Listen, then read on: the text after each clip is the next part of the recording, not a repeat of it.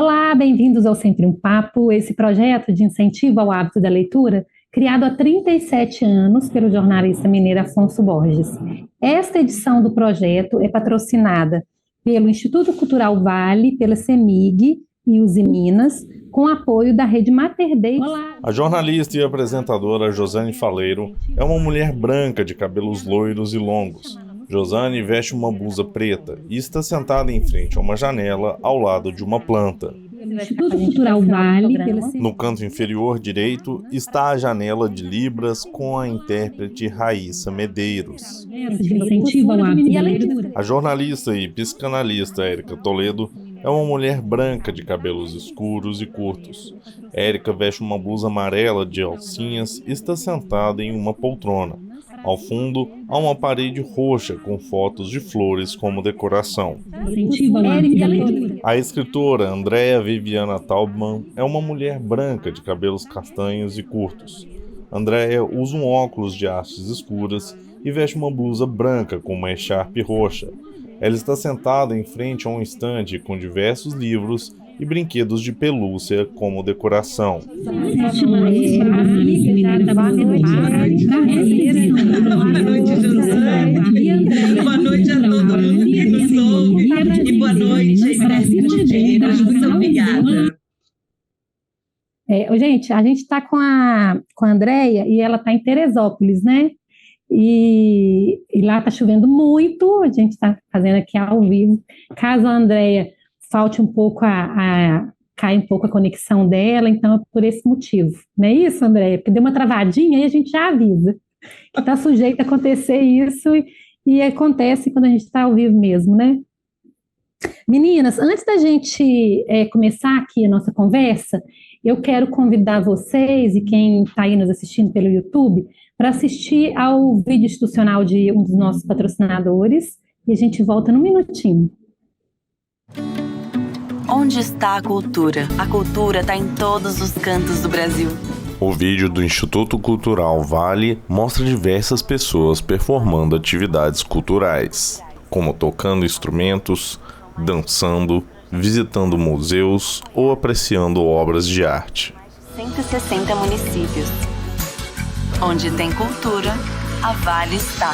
Apoiando e valorizando nossa cultura, crescemos e evoluímos juntos. Assim, a gente volta para dar início à nossa conversa. Eu vou fazer uma breve apresentação aqui das nossas convidadas. A Andrea Viviana em 1965 e mora no Brasil desde 1973. É química por formação, escritora por vocação e mãe de 2 filhos. Autora de mais de 20 livros para crianças e jovens, também é tradutora e contadora de histórias. Desde 2013, a Andrea é diretora da Associação de Escritores e Ilustradores de Literatura Infantil e Juvenil e ocupa a cadeira 21ª da Academia Teresopolitana de Letras. Atualmente é mestranda no Instituto de Letras da Universidade Estadual do Rio de Janeiro em Linguística. Viaja pelo Brasil realizando palestras de prevenção à violência sexual por meio do livro Não Me Toca Seu Boboca, vencedor do Prêmio Neide Castanha de Direitos Humanos de Crianças e Adolescentes, na categoria Produção de Conhecimento em 2018. A Andrea Toledo nasceu em 1900... A Andrea não, a Érica. A Érica Toledo é mineira, nasceu aqui em Belo Horizonte em 1975 e é psicanalista, jornalista e mãe de 3 filhos. Formada pela Universidade Federal de Minas Gerais em Comunicação Social e Teoria Psicanalítica, ela é atualmente mestranda na Faculdade de Medicina da UFMG em Promoção de Saúde e Prevenção da Violência. Érica é autora de livros de crônicas para adultos, histórias infantis e contos sobre a sexualidade feminina e atuou por 20 anos na imprensa diária. Foi repórter e editora da TV Globo e do SBT, apresentadora e editora-chefe dos programas Feminina, da TV Alterosa, e Opinião Minas, da Rede Minas. Atualmente, ela clinica no consultório, faz palestras e mediação de grupos terapêuticos. Nossa, gente, nós estamos muito bem acompanhadas hoje para essa conversa desse tema que é tão importante, né, dessa temática que traz o livro de vocês. Um livro arrebatador, que eu tive a honra de ler quase em primeira mão, né, Érica? O seu exemplar foi o primeiro exemplar autografado. Eu estou feliz demais de ter recebido, da gente conseguir fazer esse encontro com vocês aqui nessa data, véspera do Dia da Mulher, né? Amanhã vocês vão estar no Rio de Janeiro, presencial, na Livraria Blocks. A gente já dá o recado aqui, vocês que estão no Rio de Janeiro. Manda um abraço também para a Elisa Ventura, que é nossa parceira aqui no Sempre um Papo, e que resiste com livraria de rua, né, gente?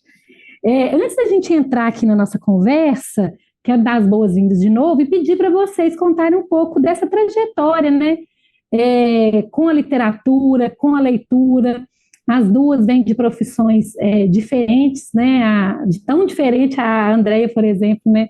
É química de formação, então como que a literatura entrou na vida de vocês como leitoras, como apreciadoras dessa arte, e também como que começou o trabalho como escritoras.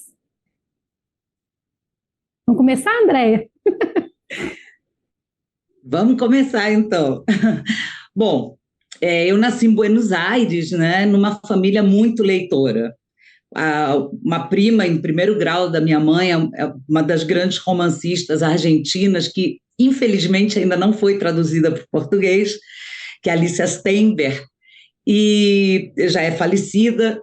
E a literatura, assim, era habitual na minha casa, né? Os adultos todos da minha família, todos eram muito leitores, eram pessoas muito bacanas. Eu, pequena, eu olhava para eles e falava, nossa, eles são tão legais, eles volta e meia falavam sobre livro, e qual foi o último que você leu? Você já leu aquele? E isso eram conversas muito corriqueiras da minha família. Então, eu tinha aquela vontade, eu sou a mais velha da minha geração, tanto por parte de pai como de mãe. Eu vivi muito entre adultos por bastante tempo. E eu queria participar das prosas, né? Como dizem vocês aí em Minas. Eu queria participar da prosa, então eu queria aprender a ler rápido. E minha mãe não queria me ensinar, e eu insisti tanto que minha mãe acabou me ensinando. Eu fui para a escola já alfabetizada em casa.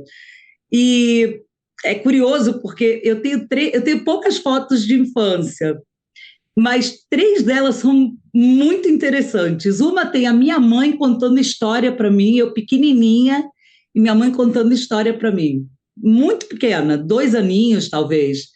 Depois tem uma foto que eu devo ter uns 3 para 4 anos, do lado de uma biblioteca, com uma cara de zangada, que eu acho que era porque eu queria ver o que tinha nos livros, ainda não conseguia ler, né?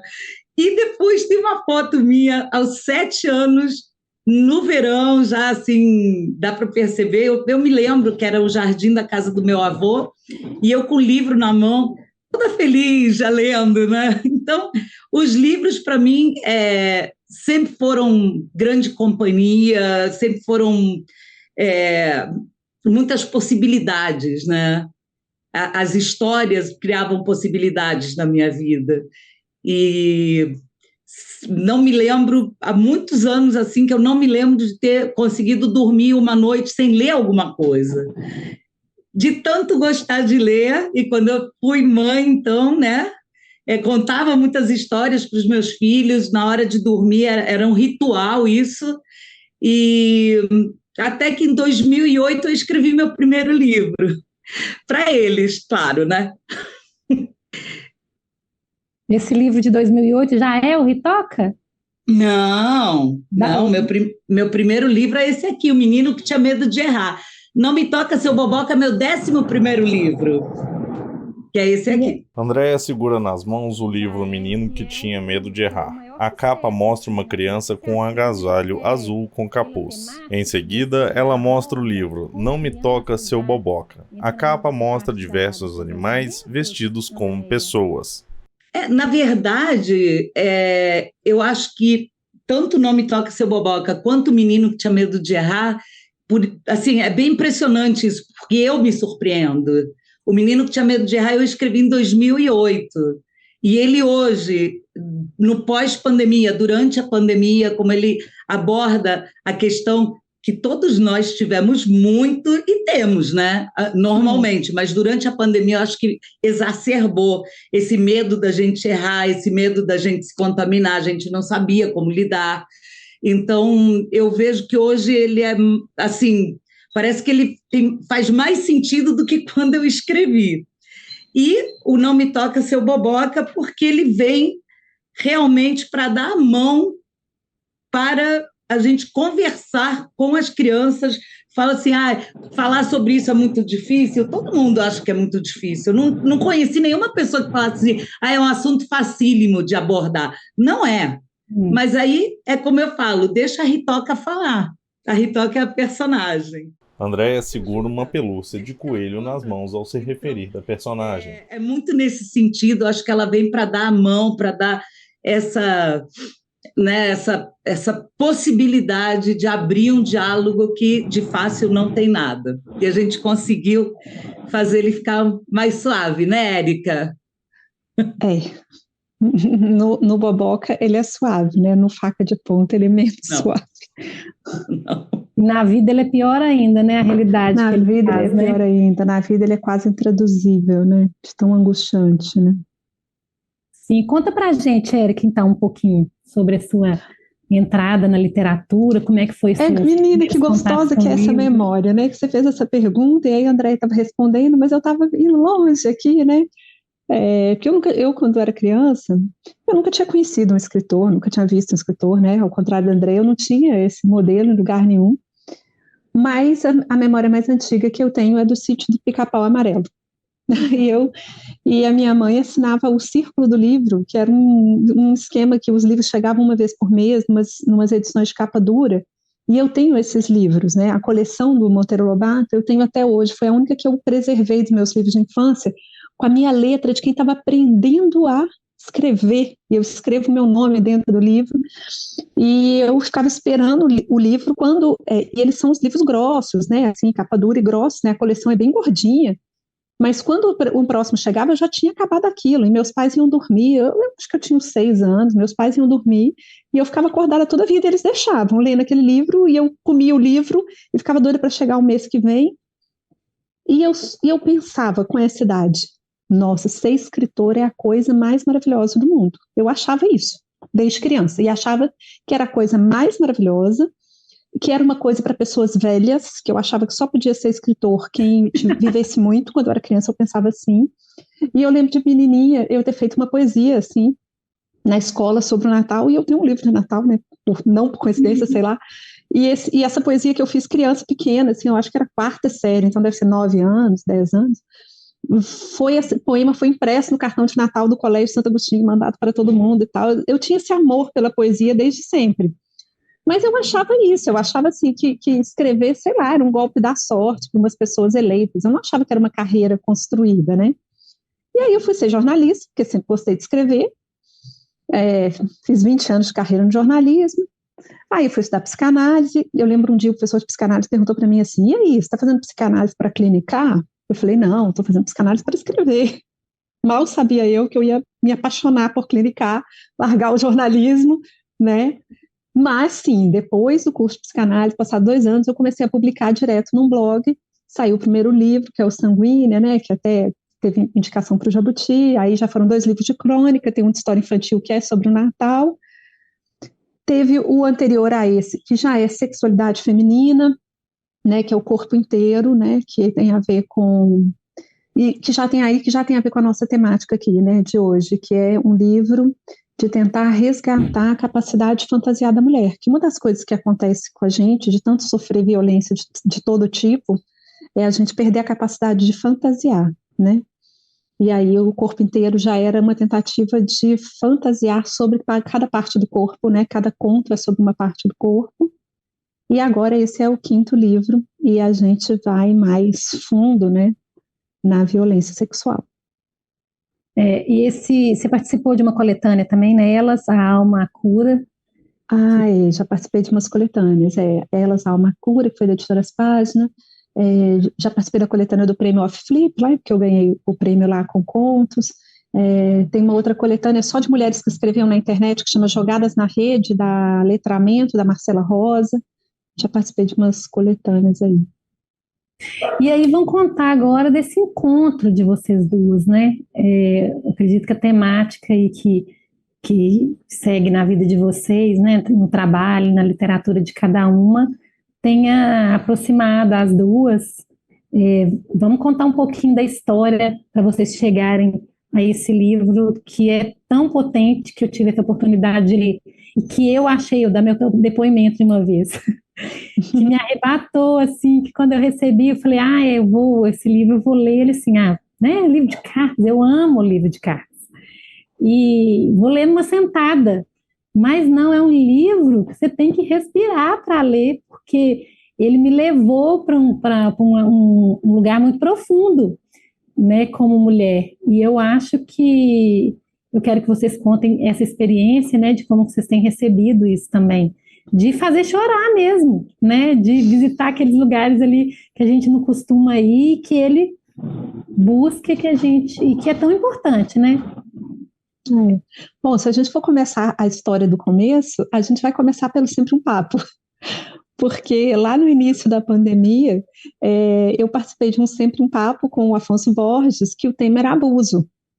Né, eu já tinha escrito crônicas, textos sobre isso na internet, e alguém que conhecia a Andréia, já conhecia o trabalho dela, vai lá no post que eu compartilho o vídeo do Sempre um Papo sobre abuso e marca a Andréia.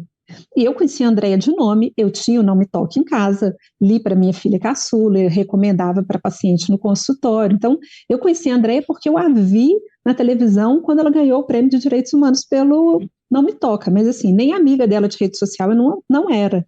Aí alguém, nesse post do Sempre um Papo dessa época, acho que já lá vai uns 3 anos, né? Marcou a Andréia no post e nós começamos a conversar. Foi a Roberta Collen que ela me chamou. A Roberta é daí, de Belo Horizonte mesmo. E aí ela só colocou meu nome, minha arroba, né? Aí eu falei, nossa, mas que interessante. Aí eu mandei um direct para você, Érica, lembra? Eu mandei imediatamente. Aí eu falei, a Andréia que escreveu o livro? Eu falei, sou sua fã, tem o seu livro. Foi lindo aquilo. E aí a gente começou a conversar e, enfim, depois teve o post da avó. Que foi de Dia da Mulher, não foi? Isso, eu acho que foi o Dia da Mulher de 2 anos atrás, não é, Andréia? Qual que é esse post? Eu estou tentando achar aqui para as pessoas relembrarem. Então tá. É um texto que está no meu Instagram, está no meu Facebook. Dia da Mulher. Eu acho que é do Dia da Mulher de 2 anos atrás. E que eu falo sobre. Eu faço um texto para minha avó e digo para ela das violências que ela sofreu, que eu não sofro as mesmas, mas que eu sofro outras. E aí a Andréia fala: nossa, mas esse texto aí podia ter sido eu que escrevi para minha avó. Né? E a gente começa a conversar sobre isso, assim, como que, na verdade, né, Josane, se fosse a sua avó também poderia ser a mesma coisa, e a avó da uma geração inteira, né, porque isso está marcado na nossa história, né? E aí a Andréia falou, nossa, mas esse texto mexeu comigo, me deu vontade de escrever. E aí eu escrevi uma carta, eu escrevi a primeira carta. A gente não tinha a menor ideia se isso ia para frente, se não ia, o que ia dar daquela primeira carta. A primeira carta eu que escrevi inteira, né? E mandei para a Érica. Falei, Érica, mas ela nem falou assim, eu vou mandar aí uma carta, você escreva, a gente vai fazer um livro. Não, ela só falou, nossa, mexeu comigo, eu tive que sentar e escrever. E eu abri aquele documento sem saber o que era, né? Aí achei legal aquela carta, respondi aquela carta. E aí a gente foi escrevendo. E esse processo de escrita foi assim, eu não sei dizer, André, eu não sei se você sabe, assim, em que ponto que a gente olhou para aquelas cartas e falou, isso é um livro, eu não sei. Não sei, porque também... porque também teve pausas longas, né? Durante a pandemia, assim, que o tempo na pandemia ele passou de um modo muito diferente, né? A percepção do tempo. E, inclusive, eu chego a dizer que nós ainda não ajustamos isso. Ainda não deu tempo da gente reajustar essa sensação de como passa o tempo. Mas durante a pandemia era notório que era muito diferente. Então, quando a gente pensou, vamos escrever, isso vai se tornar um livro, a primeira coisa que nós combinamos foi, sem estresse, sem neurose, a gente vai escrever no nosso tempo, no tempo que for possível para a nossa emoção. E eu acredito que boa parte disso que você sentiu, Josane, tem a ver com esse respeito, sabe? O respeitar... né, a química vai falar agora, para decantar, para decantar tem um tempo, não é assim você botar numa centrífuga e vai... Não, tem certos processos que você tem que deixar decantar por gravidade, né? Então, nem adiantaria colocar numa centrífuga para acelerar, porque ia ficar sem qualidade, poderia ficar até com quantidade, mas qualitativamente não ia ser bom, né? Então, foi uma percepção que nós tivemos que isso era fundamental. Tem parcerias literárias que elas acabam sucumbindo porque uma das partes fica muito ansiosa para publicar, e nós não tínhamos ansiedade nenhuma, a gente só queria escrever, né, Érica? Muito mais do que publicar. A primeira vontade era escrever e colocar, organizar isso tudo que fica muito disperso, né? Eu acho que até mais ou menos a metade ali, a gente nem sabia que ia publicar ainda, né? Capaz. E aconteceu muito, Josane, assim, aconteceu de mim para a Andréia ou da Andréia para mim, assim, da gente enviar um trecho, né? A gente ia acrescentando mais um trecho, e uma não sabia o que a outra ia acrescentar, né? E a gente acrescentando um trecho e a gente não sabia o próximo passo, sabe? Porque quando a gente punha, né, na vida das personagens uma violência tão corriqueira, tão comum que podia ser da vida de qualquer uma de nós, tem hora que a gente não sabe o que dizer sobre isso, o que dizer para resolver, o que dizer para consolar, o que dizer para traduzir essa dor. E a gente engastalhava e silenciava, e aí eu mandava um WhatsApp e falava, não estou conseguindo não, desculpa aí. Né? E às vezes era o contrário, tem cartas que tem intervalo, acho que até de 6 meses entre uma e outra. Né? Os intervalos que estão lá, eu achei legal são os intervalos reais da nossa escrita. Isso de vocês contextualizarem o tempo e falar ali em cima, né? Às vezes nem é a data, né? Mas é o que está passando na época da pandemia, né? E até lendo ali mesmo, eu voltei naquele período. E que época difícil, né? Ainda mais para falar desse assunto, né? E a gente percebeu, assim, entrando mais na temática, que esse período de pandemia também aumentou o número de violência, né? Contra as mulheres. Aumentou esse sentimento de solidão, né? De quem já era sozinho se sentiu mais sozinho ainda. Então, agora eu queria que vocês entrassem, para a gente contextualizar bem, assim, são 21 cartas, contar mesmo, né, essa sinopse aí do livro, para as pessoas entenderem o que vocês trazem nessa obra, para a gente não ficar falando, né, mais solto, mas seguir uma linha, assim, para a gente fazer essa linha do tempo do livro. Ok. Nós estamos falando de cartas trocadas entre duas personagens, são duas mulheres. A Clô. Pode dar spoiler, Érica? Pode, da primeira carta? Pode, gente, dá muito spoiler, porque aí a pessoa fica com muita vontade de ler.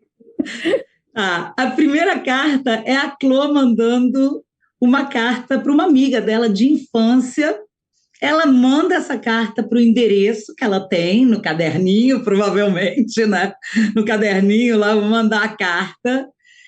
E ela faz uma revelação, que aí eu não vou contar qual é a revelação, né, Érica? Aí já é spoiler demais, né? Então, ela faz uma revelação, e a partir dessa revelação, Érica, agora é com você. Bom, a partir dessa revelação, uma mulher, né, vivendo a solidão e a insanidade da pandemia, acho que sentindo falta de muita humanidade, ela vê, né, aquela carta com o envelope escrito à mão e comete o crime de violar uma correspondência que não era dela, porque a destinatária daquela carta já não morava ali há muito tempo. E ela abre a carta. Josane segura nas mãos o livro Faca de Ponta, de Andréa Viviana Taubman e Érica Toledo. A capa tem o fundo rosa, com texto escrito em branco dentro de retângulos vermelhos. Ela fica muito surpresa de ver que as coisas que a Chloe, né, na primeira carta, diz para a amiga dela de infância, que tinham a ver com a própria infância dela. E ela dá uma doida e responde. No início elas se desentendem, né, porque como assim, você violou minha carta, nem te conheço e tal. Mas elas vão percebendo ali elas vão compartilhando uma necessidade de troca. E justamente porque são desconhecidas, porque são anônimas, elas vão tendo coragem de confessar coisas dessas que a gente guarda em segredo, sem contar para ninguém, e carrega a vida inteira, envenenando e adoecendo a gente. E vão compartilhando essas dores de mulher, né? E nesse processo, né, da gente tentar, porque as violências, quando a gente está falando assim, de violência sexual contra a mulher, talvez as pessoas pensem assim, um estupro cometido com grande violência, mas não é só isso, né? São todas as pequenas coisas, né, pequenas coisinhas do dia a dia que a gente vai vivendo e que vão objetificando a gente e que vão criando a mentalidade que autoriza as grandes violências, né? Então, acho que a gente vai tentando reunir isso, e uma vai dizendo, mas tem isso também que eu passei, isso eu também passei parecido, isso eu também, né? E elas são muito diferentes, e vai dando resultados diferentes nas duas, mas assim, as duas respondendo à mesma violência, sabe? Né? E aí, né, Josane, você falou que separou e agarrou, igual a gente também agarrou na escrita, né? Desde a semana passada que a gente começou a maratona com esse livro de lançamento, está acontecendo uma coisa que é muito boa e muito ruim, né? Muito boa porque a gente pensa, poxa, o livro está comovendo, né? Movendo os corações e os sentimentos. Mas ruim pensar que isso tudo está aí tão à flor da pele, tão ferido, que em cada lugar que a gente vai dar uma entrevista, né, a gente deu uma entrevista de televisão, que na hora que acabou a entrevista tinha uma cinegrafista mulher numa das câmeras, ela sai de trás da câmera chorando, né, a gente deu uma entrevista à Rádio Inconfidência para Valesca Falsi, e as lágrimas vão escorrendo, e ela fala do programa ao vivo, não estou conseguindo falar desse assunto, né, a gente deu para a Rádio UFMG, e no dia do lançamento de Belo Horizonte, né, que a gente faz uma palestra, uma conversa, e o que a gente vê as mulheres, é como se as mulheres precisassem demais de qualquer lugar, né? Qualquer lugar subjetivo, pode ser uma conversinha de 5 minutos, né? Qualquer lugar onde elas possam falar em segurança sobre a vulnerabilidade, sabe? E aí derrama, né? E vocês, como no livro traz esse medo de falar, né? Esse silêncio das mulheres, por que vocês acham que hoje sempre foi assim, né? As mulheres se calam tanto diante desses temas. Olha, assim, vamos colocar isso dentro de um grau de complexidade muito grande, né? A gente chegar e responder isso, por que você acha que as mulheres se calam? Acho que dava para a gente ficar aqui uma semana levantando por esses porquês, né? Veja bem, todo mundo que nos ouve aqui, né? Quando a gente pensa na soma das microviolências e na soma do tipo de discurso que circula, legitimando essas microviolências que depois juntas se tornam macroviolências, né? Diz assim, mas estamos ameaçadas? Mas onde estamos ameaçadas? Mas como estamos ameaçadas? E você percebe que isso é algo que, se você olhasse, é mais ou menos, me veio aqui essa imagem, né? Como aquele quadro impressionista, sabe? Você vê de longe e você vê de perto, e quando você vê de perto são imagens que parece que não se conectam, e quando você amplia a tua lente, você dá 3 passos para trás, aí você vê o conjunto, e o conjunto são essas violências somadas que passam de geração em geração, que são legitimadas por toda uma sociedade que diz é isso mesmo, vai fundo, prenda suas cabras, meus cabritos estão à solta, menina fecha as pernas, isso não é jeito de menina sentar, e olha como ela já está ficando mocinha, né? Gente, chega, já tá bom, sabe? Já tá bom. No mundo em que eu tenho meditado muito sobre isso, né? No mundo em que você ter muita testosterona significava você ser uma pessoa capaz de produzir muito, porque muitas profissões dependiam de força física, dependiam, né, de força bruta. Se a gente parar para pensar hoje, quantas profissões efetivamente demandam essa força física para, enfim, para produzir? Quantas profissões? Então, sabe, esse olhar, ele já... Eu vou falar uma coisa assim, que me ocorre. Prazo de validade venceu, gente. Acabou. Ai, mas sempre foi assim. Ok, sempre foi assim. Então, olha só, aposenta teu celular, troca tua TV, Smart TV por uma televisão de válvula, né? Pega um telefone de discar. Gente, a sociedade avança, nós precisamos avançar com ela, a ciência avança, nós temos que avançar juntos, senão fica essa incongruência, essa coisa né, que não tem coerência alguma. Né? Pô, mulher ganha não sei quanto menos do que homem. Gente, me explica como se eu tivesse 5 anos de idade. 2 pessoas que fazem a mesma coisa.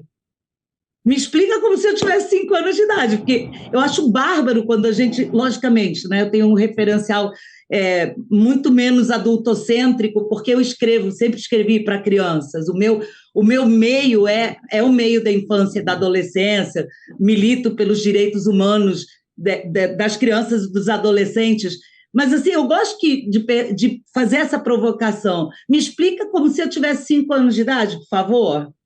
Porque aí, sabe, tira todo aquele apriorismo, mas sempre foi assim. Uma criança, tudo é inaugural, né? Então, vamos lá, me explica.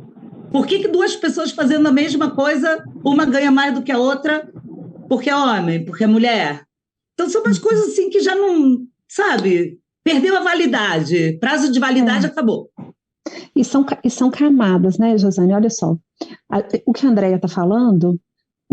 Está falando de uma mentalidade vencida. Vamos mudar essa mentalidade, né?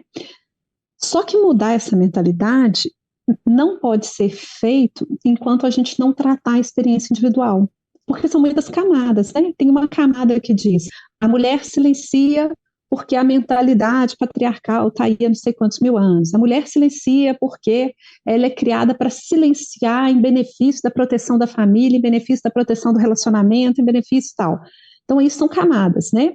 As mais externas, as médio externas, a minha vivência familiar, que minha mãe passou, minha avó passou, e eu vou naturalizando isso, mas aí tem uma camada mais funda e mais difícil de mudar, que é a da nossa experiência, que é cada episódio que cada uma de nós viveu, né, de alguém que encostou na gente na rua, de alguém que fez um comentário que constrangeu, de alguém que, né, de cada coisa que aconteceu, né, de cada vez que disseram pra gente, se você usar essa saia, a culpa é sua, se você beber, a culpa é sua, se você não for firme e dura, a culpa é sua, né, então cada pequena violência que a gente aprendeu e que colocou a gente emocionalmente num lugar de vítima, num lugar de refém, né? Esse lugar emocional é muito difícil de mudar, né? A gente até, não adianta a gente, eu falo isso muito com as meninas que são mais jovens, feministas, e eu falo muito com elas assim, não adianta a gente querer atacar o patriarcado só lá fora, a gente precisa tratar o que dentro da gente conversa com o patriarcado, né? E eu acho que esse livro é um pouco de falar o que ficou da nossa experiência pessoal, né, que silenciou a gente. Né? E a gente faz isso todo dia, né? Eu tenho dado um exemplo aí, porque aconteceu agora no Carnaval de Belo Horizonte, eu levei para o Carnaval a minha filha caçula pela primeira vez, e um rapaz chegou perto dela, ela tem 14 anos, e falou assim, tá beijando alguém? Quer beijar?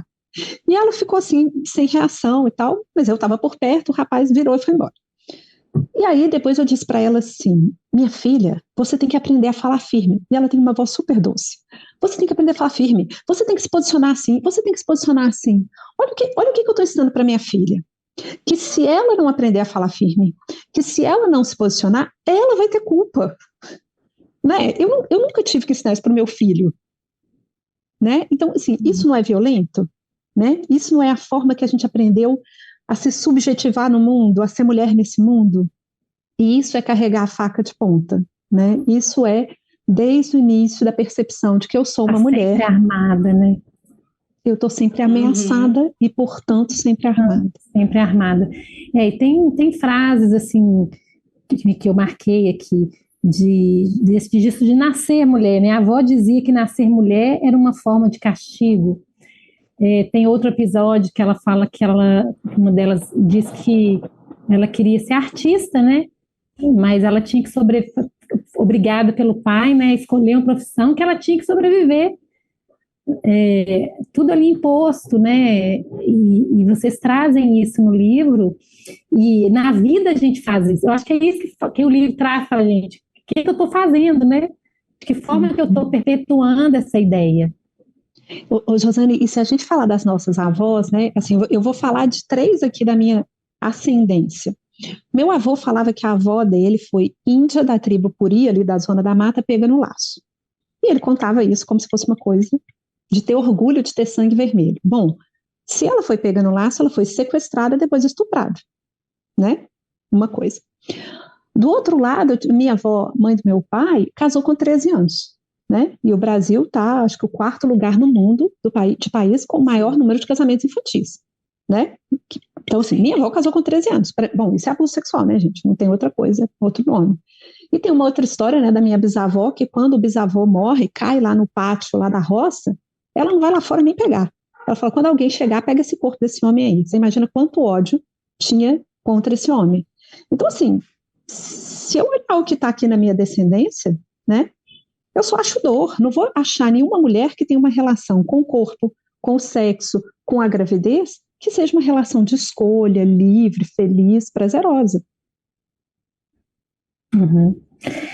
Outra questão que vocês trazem no livro, que é bem forte, assim, é essa mãe ausente, né? Esse lidar com o pai de uma e outra, né? Que elas vão gerando confidência, assim. Essa ausência também, às vezes, desse acolhimento feminino na infância, também gera traumas, né? Érica é melhor do que eu para falar sobre isso, porque ela tem o arcabouço da psicanálise. Mas quando a gente olha para trás, a gente vê mulheres tão submissas, né? Tão fazendo exatamente aquilo que mandavam fazer. Às vezes eu tenho um filho de 22 e um filho de 28, e eu me dou muito bem com meus filhos, eles são homens super legais, né? E é bom falar isso. E tem muitas amigas, e às vezes eu percebo que as amigas ficam me olhando assim, tipo, como isso? Como se elas hoje, sabe, não conseguissem imaginar, porque a vida de quem tem hoje 20 e poucos anos, das meninas que têm hoje 20 e poucos anos, embora ainda tenha que ensinar, né, Érica? Você tem que ser firme, você tem que se posicionar, mas não tem nem ponto de comparação com o que uma mãe, uma avó da gente viveu, né? Eram casamentos arranjados, eram assim, impossibilidades, né? Eram vidas de impossibilidades. Em vez de existências de possibilidades, eram existências de impossibilidades, né? E não precisa ir muito longe, gente, não são tantos anos assim, não são tantas décadas assim. Quando é que mulher começou a votar? Quando é que mulher começou a ter CPF? Gente, quando é que mulher pôde tirar passaporte? Quer dizer, não é tanto tempo assim. A Érica deve ter esses números na cabeça melhor do que eu. Mas se a gente vê nos últimos 100 anos, 100 anos, gente, 100 anos é muito pouco, quando você para pensar, né? Então, eu penso nessas mães ausentes, não como ausentes, eu penso em mães de gerações anteriores completamente submissas, porque não tinham outra possibilidade, não tinham escolha, né? A mulher desquitada, uma mulher desquitada.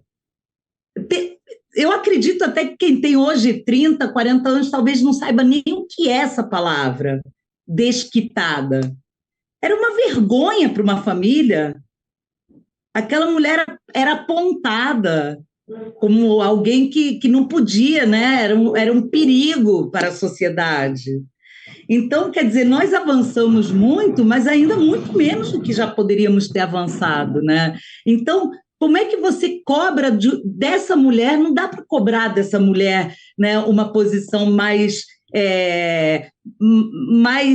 de não, dá licença, eu vou fazer. Eram muito poucas as mulheres que conseguiam sair desse lugar de submissão para poder tomar uma atitude mais proativa, né? Josane, O que nós fazemos na nossa dedicatória, e isso é muito importante, eu acho que essa dedicatória é muito importante, né, Érica? Honrar nossas avós e desobrigar nossa descendência. É isso, gente. A gente precisa abraçar essas mulheres. Isso é maravilhoso. E dizer para as próximas, não precisa ser desse jeito, não precisa continuar sendo desse jeito. E isso não vai poder ser feito sem o dizer, né? A gente não vai conseguir pular do silêncio das nossas avós para desobrigar a descendência se no meio do caminho não tiver uma elaboração. E elaboração é feita falando. E assim, quantas mulheres, né, eu atendo e já atendi, que se ressentem, que falam assim, mas aí eu sofri essa violência sexual, aí eu tenho essa dificuldade com o meu corpo, eu tenho essa dificuldade com o prazer, aí eu tive tanta dificuldade no sexo porque minha mãe não me ensinou nada, né? E se ressentem de que a mãe não ensinou nada, mas ninguém ensinou nada para a mãe. E falar sobre esse assunto é mexer em dor que muitas vezes elas não querem mexer, né? A gente sabe que o estupro marital, né? Ah, mas estupro marital? Não, que é isso, gente? Está muito longe. Não, não está longe, né? Isso é aquilo quando o cara chega em casa e fala assim: se você não está transando comigo, é porque você está transando com outro. Ou se você não está transando comigo, eu vou transar com outro. Ah, você não transa mais comigo, não. Então, assim, é sutil, né? Não é necessariamente pegou alguém à força e amarrou na cama. E aí a gente tem esse buraco, né? Dessa coisa com a sexualidade que não pôde ser dita, não pôde ser ensinada, não pôde ser falada. Quantas mulheres da minha geração, quantas mulheres mais jovens do que eu, que dizem, mas minha mãe nunca me disse sobre isso, né? Talvez eu tivesse me defendido, talvez eu tivesse percebido que era abuso, talvez eu tivesse, se alguém tivesse falado comigo, mas as mães não puderam falar, né? Então, nós vamos ter que falar, gente. A gente vai ter que ser a geração que vai falar, senão a gente não vai desobrigar a nossa descendência. A gente vai ter que falar como era ruim e como pode ser diferente, né? Como essa concepção de sexualidade, né, que é a concepção do dominador e do dominado, de alguém que possui, de alguém que ataca, né, que ela está errada, existem outras formas, né. Dentro disso, até notei aqui essa importância de colocar para fora, de falar, né, tem uma fala de uma delas que diz, talvez lembrando uma vez você possa esquecer para sempre. Seguir adiante, né, depois de falar, de colocar para fora. Eu vou comentar aqui, as pessoas que estão nos assistindo, tem uns comentários aqui no YouTube. A Rosana Montalveira, ela fala assim, a Roberta Collin é aqui de BH, foi minha aluna, uma mulher espetacular. Ela é. A Vera Passos fala, boa noite, Andréia, Érica e Josane, estou adorando o papo. É o meu primeiro contato com Sempre um Papo, então entrei pela porta principal e com o pé direito. Sou uma escritora baiana e nesse mês a mulher realizando a fase 2 do projeto Mexeram com Todas, no qual geralmente divulgo podcasts sobre violências de gênero. Sim, antes da materialização das coisas no mundo, elas são desejadas, elaboradas, expressas em palavras. Obrigada, Vera, pela sua participação. Tem um outro tema que vocês trazem aqui, que ela pergunta sobre o atestado de... tem vários assuntos, né? O atestado de capacidades, que ela fala que ela se permite a ser distraída, que ela se cobrou tanto a vida inteira, né? Eu quero trazer esse assunto também, dessa cobrança que nós mulheres nos fazemos o tempo inteiro, né? De coisas que ela traz ali, né? É isso, Josane, que está lá no texto da avó, que é o texto lá que me conecta com a Andréia pela primeira vez. Nesse texto da avó, eu escrevo para minha avó que eu não conheci, porque ela morreu muito, muito jovem, que eu sei que ela sofreu um tipo de violência, que meu avô era um homem violento e tal. E que eu não sofro esse tipo de violência que ela sofreu, mas que eu sou a geração que ficou obrigada a aprovar.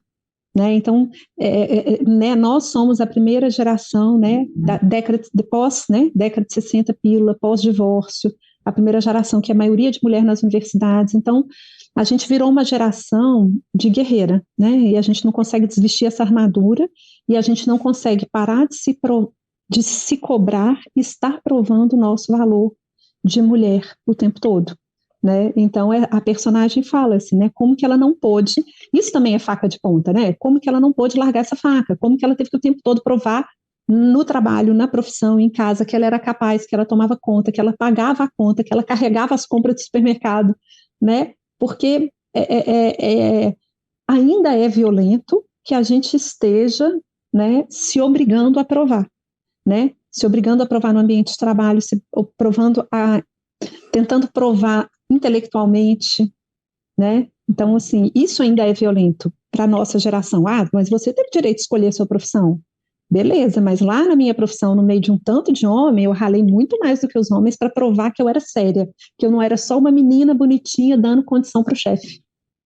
Né? Eu tive que provar isso muito na minha carreira, né? E todas as mulheres tiveram. Então, a gente continua com uma imposição, né, que é diferente das nossas avós, mas que ainda é dolorosa, né? Você quer comentar, Andréia? Não, eu queria ler a dedicatória do meu primeiro livro para meus filhos, Gabriel e Tiago, e para a criança com muito medo de errar, que eu fui até bem pouco tempo atrás. Ou seja, a gente se cobra muito o tempo todo, e isso tem um preço altíssimo. Essa cobrança tem um preço altíssimo. No meu segundo livro escrito, mas que foi o terceiro a ser publicado, Rosa Formosa, também tem uma situação muito parecida, né? Vou ver se eu encontro aqui um trecho do que ela fala, que ela tenta, porém, apesar da chegada da primavera, nenhuma flor nascia daquele caule que só conseguia produzir folhas e espinhos. Quer dizer, era uma rosa que ela tentava a todo custo dar flores vermelhas, mas a natureza dela não era essa, então ela não dava flor nenhuma, ela só dava espinhos. Então, é sobre isso também, né? Sim, é sobre qual isso. é o preço, né? Qual é o preço que a vida cobra quando a gente se cobra demais? Não é esse monte de espinho que a gente acaba criando, né? No lugar de... Por que não podemos todos, né? Logicamente, a vida não é só pétala, mas, assim, ser só espinho também, né? Ser só faca de ponta, né, Érica? E a questão é a seguinte, né? Como a gente está vítima de violência, principalmente sexual, desde muito cedo, principalmente nós mulheres, principalmente sexual, a gente vai desenvolvendo espinho demais, né? Aí depois fala, nossa, que mulher azeda, que mulher amarga, que mulher deprimida, que mulher doente, que mulher usando droga, que mulher dependente de medicação, que mulher suicida, né? Bom, mas ela não nasceu com aquele espinho, né? Assim, quantas de nós estaríamos mais leves, né? Se não tivéssemos que nos defender tanto, né? E outra, né? Aquela história de você não é uma mulher assertiva, você é uma mulher tinhosa, né? Você é uma mulher como teimosa. Quer dizer, até o fato de você ser uma mulher assertiva chega a ser assim um insulto muitas vezes, dependendo do ambiente em que você está, né? Eu já vejo muito menos isso na convivência que meus filhos têm com as amigas. Eu já vejo assim, é raro ver, pelo menos no meio dos meus meninos, né? Não sei como essa história continua, mas, assim, quantas vezes eu ouvi isso na minha vida, né? E eu não sabia qual era a diferença. Eu demorei muito para entender o que é ser assertiva, né? Josane, uma coisa importante que eu acho que a gente precisa falar, que tem a ver, né? Quando a gente fez lá, eu fiz o Sempre um Papo há 2 anos atrás, a gente estava falando muito de relação abusiva. E aí, hoje, quando eu olho, né, para uma mulher numa relação abusiva, e penso assim, mas por que ela está calada, né? Por que ela não reage? Por que está demorando tanto a sair dali? A primeira coisa que eu entendi sobre isso é: se pergunte qual a violência que ela passou na infância, né? Porque esses abusos sexuais de infância enraizam a pessoa, né, naquele trauma, naquela posição silenciada, naquela posição de refém, né? E aí qualquer coisa que parece com isso leva a pessoa para aquele lugar de novo. E você fala, mas por que ela não reage? Por que essa mulher fica do lado desse cara? Por que ela está demorando tanto tempo? Por que ela retira a queixa, né? Mas é porque aquilo não está começando ali, né? Aquilo ali é uma situação revivendo um trauma da infância, né? O Eric e Andréia, nosso tempo está quase acabando, né, Nina? Quase 1 hora já que a gente está de conversa. Eu queria pedir para você ler um trecho do livro, né, para instigar aqui, dar um gostinho dessa leitura necessária, viu? Eu acho que sim, esse livro, gente, sinceramente, qualquer parte que você abrir aí já vai tocar profundamente. Eu abri uma aqui, depois você vê outra. Eu abri aleatoriamente, caiu aqui, Olha Érica. aí. Tá. Esta noite, no lugar de onde tento escapar há tanto tempo. Oi, Yara. Obrigada por segurar meu cabelo enquanto vomito. Você não tem ideia da quantidade de sapos que fui obrigada a ingerir desde os tempos de brincar no jardim e deixar a bola dourada cair no poço. Sua carta foi uma corda que me ajudou a emergir da lama gosmenta em que estava atolada, sem ideia de como sair. E a resposta dessa carta, gente, eu chorei. É muito lindo, é muita sororidade, é muito acolhimento. Só para falar um trechinho que tem a ver com o nome do livro, né? A resposta, né? Oi, Clô, será que existe alguma mulher que não carregue faca de ponta contra os homens? Alguma de nós que se sinta plenamente segura? Que não tenha sido advertida contra os ataques que nos espreitam atrás de cada árvore? É isso, né? Essa pergunta mesmo, porque cada uma de nós, né, tem que...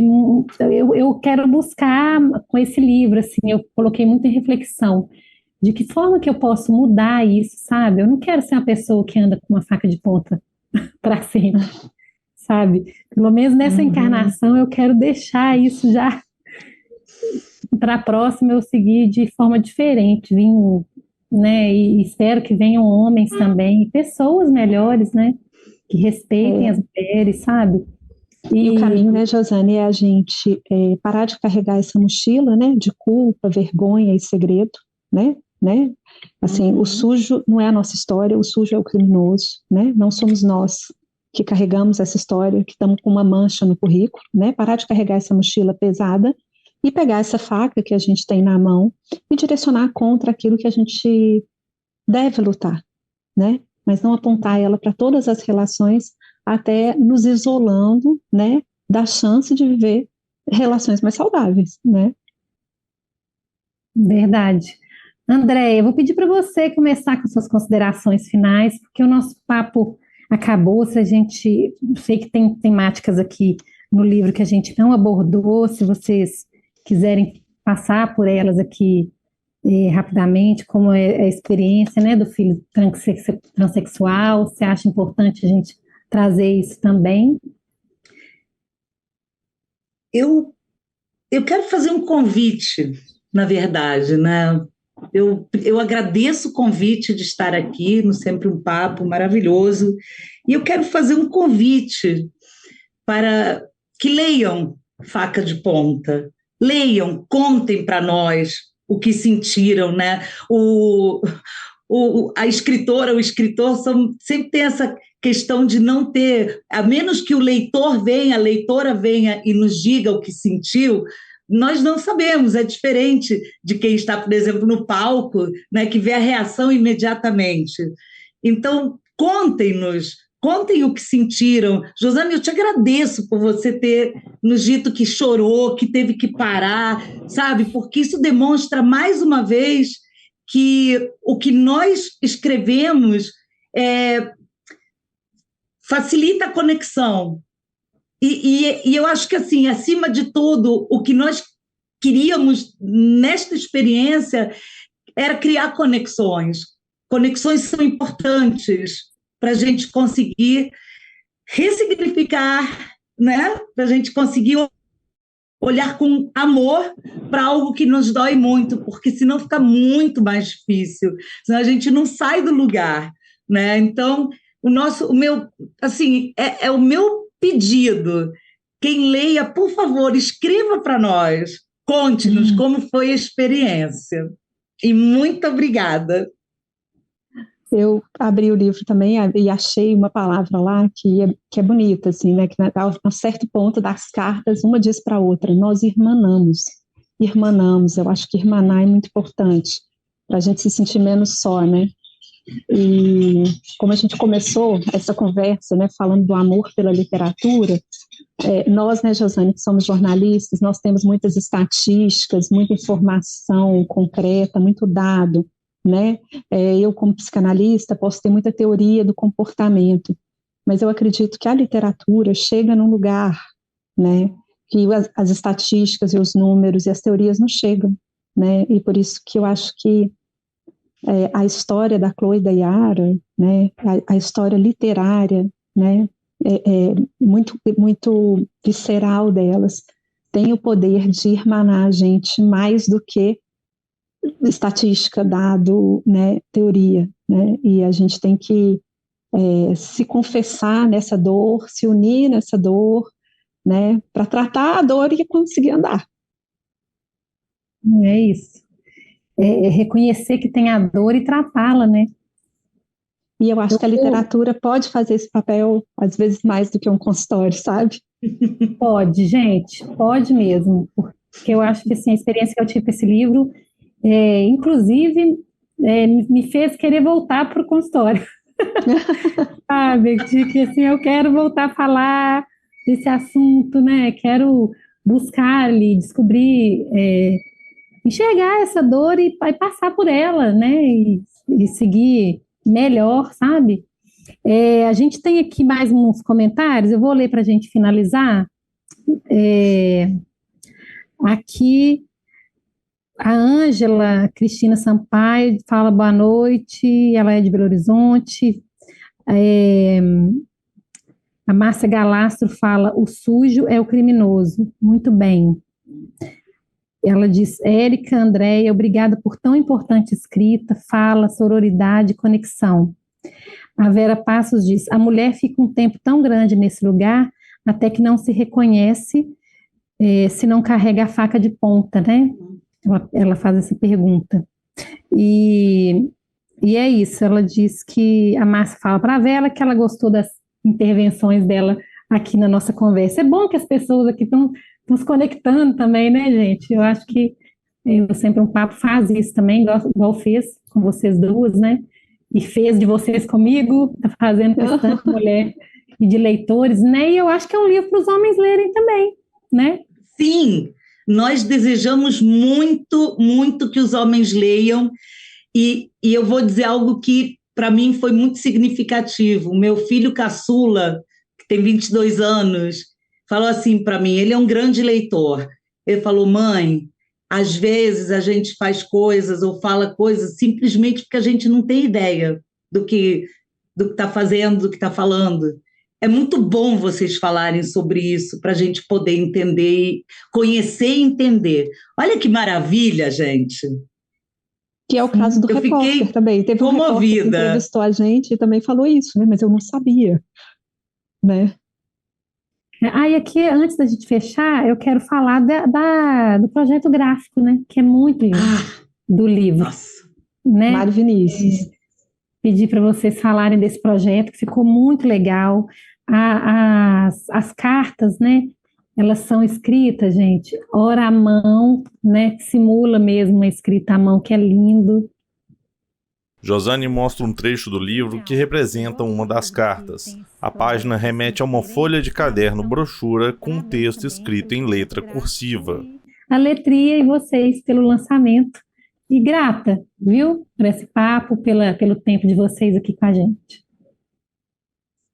muito obrigada. E palmas para o Mário Vinícius, que fez ele conseguiu materializar a nossa emoção. E a gente também te agradece, né, Josane? Assim como a gente fez essa entrega quando escreveu, quando alguém também faz a entrega quando lê, né?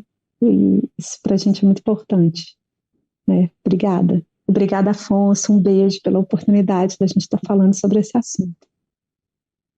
Então é isso, gente. A gente finaliza. Deixa o convite para vocês que estão no Rio de Janeiro irem amanhã presencial na Livraria Blocks, né? Que horas que vai ser? 19h, ali na Praia de Botafogo. Onde tem o Cinema Itaú. Então é isso. Muito sucesso para vocês, que vocês alcancem muitos leitores, sucesso na vida, na literatura. E é isso, você que nos assistiu aí também pelo canal do YouTube do Sempre um Papo, essa conversa vai ficar disponível a partir de agora. Você pode compartilhar, mandar o link para quem você achar que tem interesse por esse assunto. Aqui no canal tem mais de 500 programas gravados com escritores do Brasil, de Minas Gerais e do mundo. Até a próxima.